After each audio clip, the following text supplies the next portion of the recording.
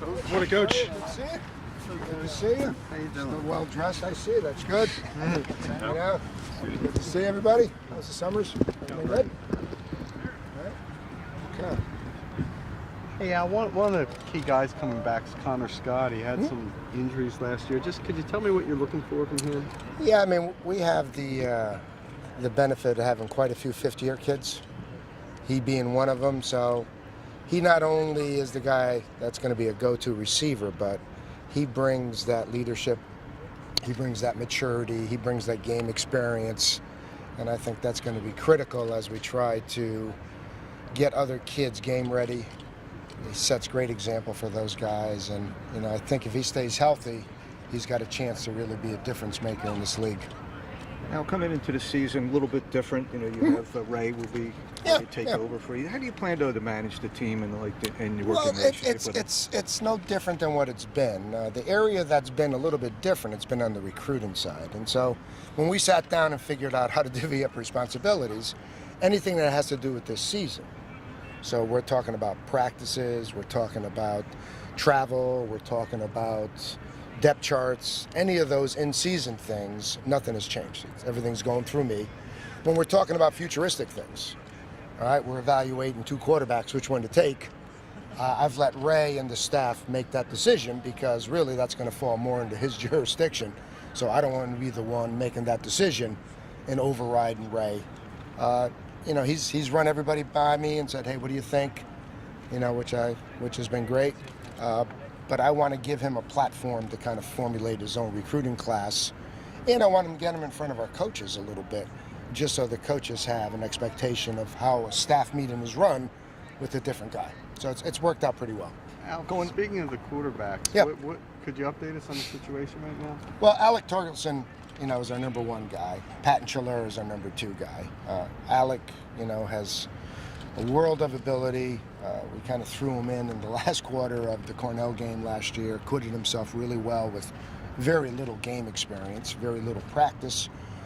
Patton has done a really nice job through the spring, through the summer. So, it's a nice two-man competition. But right now, if we had to start our season tomorrow, it would be Alec backed up by Patton. They've gone back and forth times in the last couple of years. Sometimes, two in the game even sometimes. Does it really seem like it's just going to be one guy this year?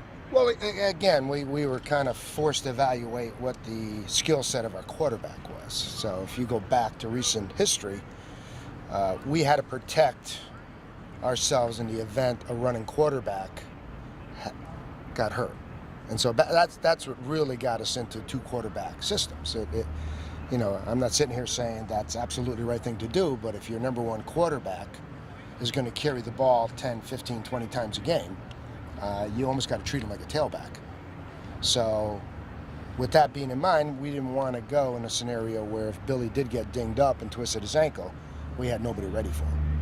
This is a little bit different. Our quarterbacks are going to be asked to run, but certainly don't have quite the running skill set that Billy had. So the volume is not going to be quite as much. Are there going to be packages for Adam Strauss to get in as a running quarterback too? Well, he's been moved to wide receiver. So Adam is made wide receiver. He can always go back to quarterback and be our gun-run quarterback, but he is such a talented athlete that we just had to find a spot to get him out there. He's a big, strong, fast, dynamic kid in space. And so for the team's benefit, it was much better for us to get him in the perimeter and now, showcase him a little bit more than we could potentially a quarterback. What do you like most about Torgerson? He is really, we haven't had a thrower, a pure thrower. Probably have to go all the way back probably to Mike Mitchell back in the early 2000s. So he's got that rare ability to throw balls accurately, short, intermediate, long. He throws it with great touch. He has a rifle, so he can make all the throws you want from him. And I think he understands what kind of balls need to be thrown, so he's not throwing 100 miles an hour on the undercuts and breaking a receiver's hands, but he knows on the deep curls, he's gunning it to make sure they can protect themselves. So he's really an exceptional thrower. He's a big, strong, physical kid. So, he's 215 pounds, so he's not small. And so he gives you enough of escapability, gives you enough of a run presence. and he can make all the throws. He can make them out of the pocket. He can make them in the pocket. So he's got a tremendous upside. It's just now just getting more and more comfortable within our offense. That's a pretty high company to put him in. Well, again, you're asking me to evaluate him. Now, whether he has the career that Mike has, that's a whole nother thing. But in terms of just ability to throw the football and make the throws, you probably have to go all the way back to Mitchell. As good a quarterback as Billy was, and Billy was a different kind of quarterback, but in terms of just throwing the ball, putting it on people with touch, deep, long, intermediate, he's really gifted. You talked about the transition, Spencer Colstar going from running back to wide receiver, and how that decision was made and what your expectations are from him this season? Well, again, I think we got to formulate a package for Spencer. He's really a dynamic playmaker. And so we have to be smart that, hey, we can get balls to him on bubble screens, on speed sweeps. We can shift him back in the backfield. We can create the matchups that we want. He's probably our best pure athlete on offense. And so he's probably the best guy we have in space. And as a result, we're going to have to make sure that he has, 12 to 20 touches, game plan every single week, to just get him out in space and let him do what he does. With the new quarterback, Al, in that situation, does that give added importance to the running game this season? Well, again, I think, unless you have a guy who's a 3-year starter and you feel comfortable throwing the ball 50 times a game, especially with young guys, you want to take a little bit of pressure off of them. So our ability to run the football, to be somewhat balanced, just so people can't tee off on them all the time, to stay out of those predictable down and distances so we don't get into too many 3rd and 9s, I think is going to be invaluable. So that's always going to be the basis of it, but he certainly doesn't restrict you on what you can ask him to throw, which is the good thing. So it's not just strictly a pocket quarterback. He could throw very well from the pocket, but you put him outside, he could throw very well, as a rollout quarterback, as a bootleg quarterback, as a sprint quarterback. So he can kind of open up the playbook because you're just not talking about a stationary guy. Now, what about your defense? Just your expectations for your defense? They got a chance to be pretty good. Again, we've been the beneficiaries of some fifth-year kids back there, so you have Wilk and Jackson back in the secondary giving you tremendous leadership and seniority as fifth-year guys. We have all-league performer and Daniel Davis on the second level, starters with Drake and Yakubi at the outside positions, and then we have Taps and Connaughton up front. So I think we have on all 3 levels some really experienced seasoned guy. So I think our secondary overall from top to bottom will probably be the strength of the defense. There's probably 6 or 7 guys that we can throw out there that are all seasoned guys, that are all playmakers, that have all had extensive, experience and game action, and I think we can play quite a bit of man-to-man if we want to. What did you guys learn from last year? Big build-up and then never see. Well, again, last year was really hard to evaluate, because we had so much trauma from the 2012 season and then the carryover trauma going into 13 with injury. So we never really got to see our kids in good form. And so it's tough to evaluate because we had so many moving parts. We never really established identity. We never really had Billy being Billy. And so that limited what you did at quarterback. We didn't have Marsh, we didn't have Calavito, so our tailback scenario was compromised. A couple outside kids got hurt, that got compromised. Our secondary guys got hurt, that got compromised. So it's a hard season to evaluate. So I don't know how much of it was complacency, how much of it was us not doing a good enough job.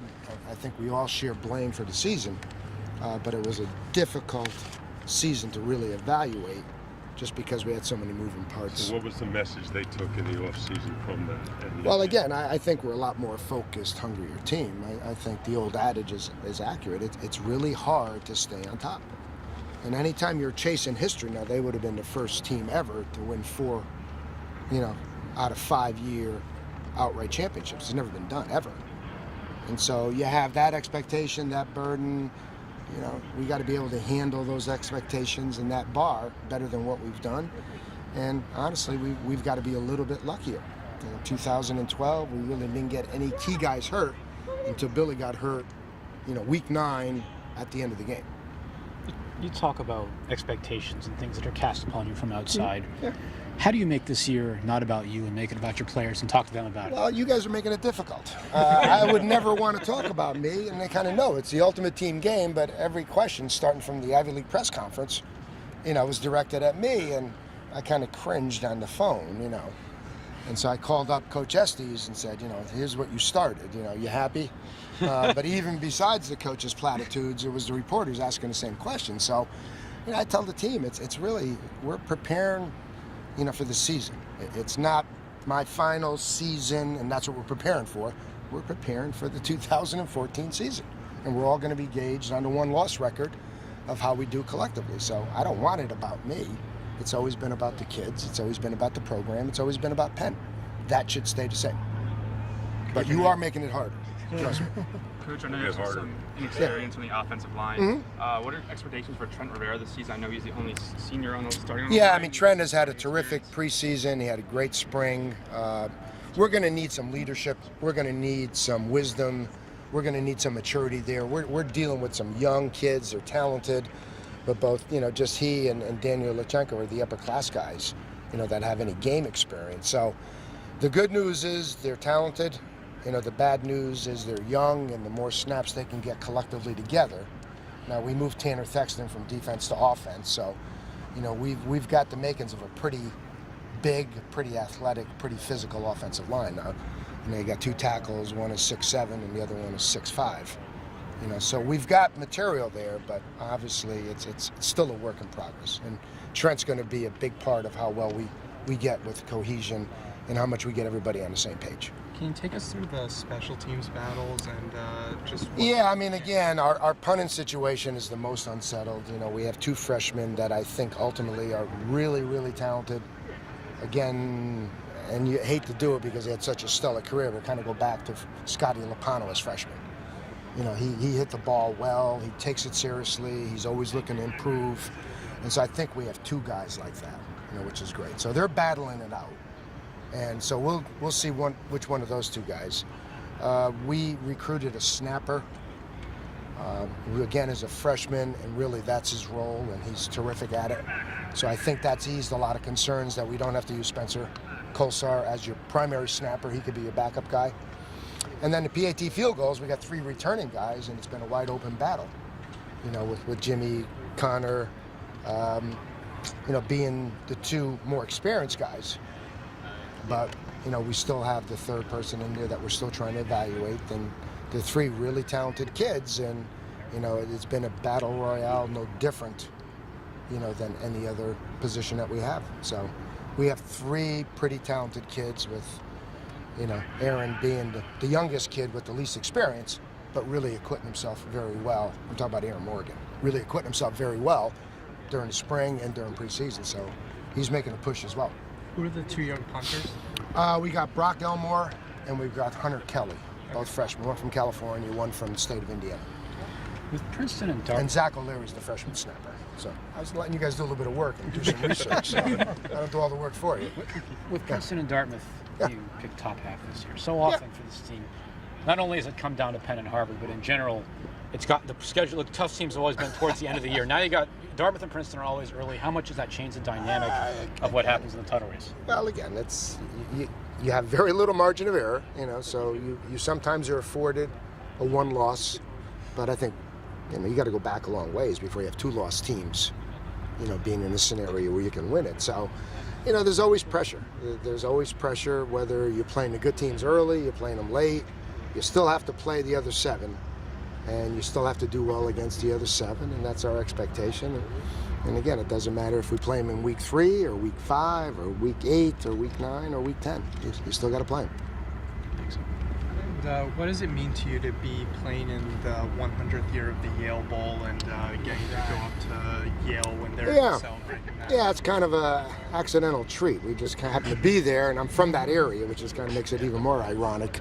So it ought to be fun. I kind of grew up as a kid going to Yale Bowl and watching the Jets-Giants when the Giants were there and the stadium was being built, and watching Yale football and Yale UConn, and so I have great familiarity with the stadium, having grown up in that area. So it'll be kind of neat to be part of that celebration. It's one of the iconic stadiums, just like Franklin Field is, just like Harvard Stadium is. So it's one of the neat things about this league. They've got some great venues that you get a chance to play in. It seems like on offense, the positions you return the most experience at are, the skill positions, running back and receiver. Talk about that a little bit. Yeah, again, we were fortunate to have a lot of kids back, and Ty Taylor is another fifth-year kid coming back at wide receiver, for example. It's a little bit more maturity. The two tight ends, are back. So we got, King coming back. We got O'Malley coming back, who are starters. We moved Colsar out to the perimeter. We moved Strauss out to the perimeter. Cameron Countryman is a returning starter coming back. We have Fiore back, who we missed all last year as an inside slot guy. So from top to bottom, we're pretty dynamic. We're pretty strong there. We're pretty seasoned. We're pretty experienced, and we got enough mixture of young and old guys. So hopefully when the smoke clears, that'll provide some comfort to a young quarterback. With Ryan Mitchell now gone, what are your expectations for Ty Taylor? What's his role now? And Well, again, his role is going to stay the same. Mitch was more of an inside receiver, so that's the Countrymans, that's the Fiores, that's the Strausses of the world inside. And I think we've got three pretty experienced kids, pretty dynamic kids. We've not only helped our depth, I think we've helped our athleticism. That's where Colsar is going to be. So I think we're coming at him with some pretty good pieces right now, take a little bit of pressure off that quarterback. On the defensive side, return a great player, two-time All-Ivy player in Davis. Talk about him. Yeah, he's going to be front and center in our defense. So he's a kid that's been a dynamic playmaker that, again, has that maturity, has that leadership, has that game experience. So I think he's going to be the second-level leader. And then we've got some guys up front with Taps, especially, that I think, provide a lot of experience, he and Connaughton. And then it's nice to get Yakubi healthy. Farouz was a terrific outside linebacker, pass rusher. He got dinged up all last year, so it's good to see him back on track. And then again, we have the good fortune of having so many, kids back in the secondary. And, whether we're talking, the fifth-year kids or the junior class, they just have a lot of kids. Kenny, Dylan, all those guys are really talented. A couple minutes ago, you said it was important to make the season about the players and not about you because it's your last year. How do you go about doing that? I never talk about me. You guys always talk about me. So they hear the same message consistently, that it's team. It's about them. We're going to have to deal with distractions. Now, distractions come in many forms. This is a distraction. And I tried to explain why we announced it so early, but in a perfect world, you want to announce it after Cornell. Not let it be a distraction, but that's not the way it unfolded, so we got to minimize and handle any distraction that it may cause. What qualities about Ray make him a good candidate to replace you? Well, I think it was a logical choice. He's a good football coach. He knows Penn. He's been here longer than I have, so I think he's got a terrific relationship with our administrative people, with our alumni base. He's a very good football coach, bright guy, guy that's creative. And I think, he was just a natural selection to kind of carry through. I think this is the next step of his evolution. And I think he'll be really good. I think sometimes change is beneficial. He'll get a different voice, even if it's the same message, it's said differently. And I think it protects our staff, and really it kind of protects the continuity and the familiarity that our kids would have with their recruiting coaches and with the staff. So it was kind of a win-win-win. We're all excited for him. He'll work real hard at it. He'll really be active, and he'll be involved, and I think he'll acquit himself very, very well. Thanks. All right.